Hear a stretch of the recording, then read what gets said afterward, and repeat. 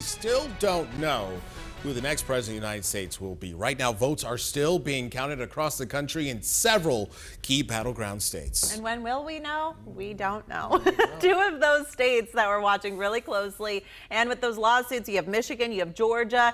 The president, though, we're hearing that courts have already dismissed some of those claims. CBS 4's Alexa Green is joining us live to break down some of the latest on these suits. Alexa, let's start in Georgia. The nation, again, keeping a very close eye on things there.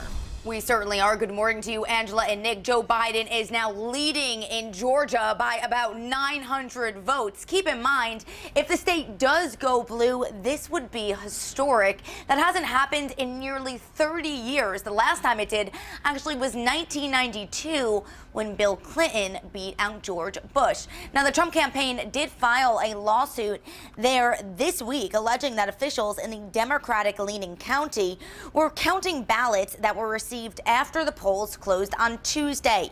But the judge dismissed it after only an hour-long hearing.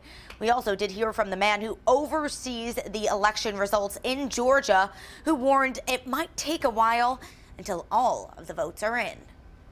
Fast is great, and we appreciate fast. We more appreciate accuracy.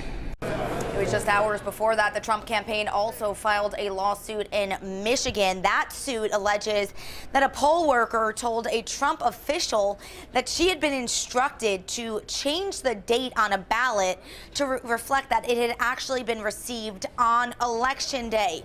But the judge dismissed that as well, calling it hearsay.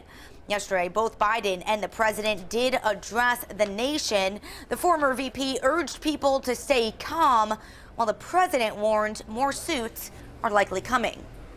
We think there's going to be a lot of litigation because we have so much evidence, so much proof, and it's going to end up perhaps at the highest court in the land.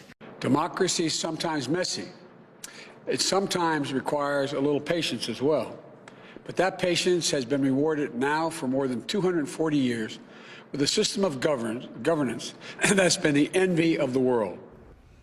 And it is not over just yet. Here we are a little after 6:30 on a Friday, and we know there are still outstanding suits in Pennsylvania and Nevada. Angela.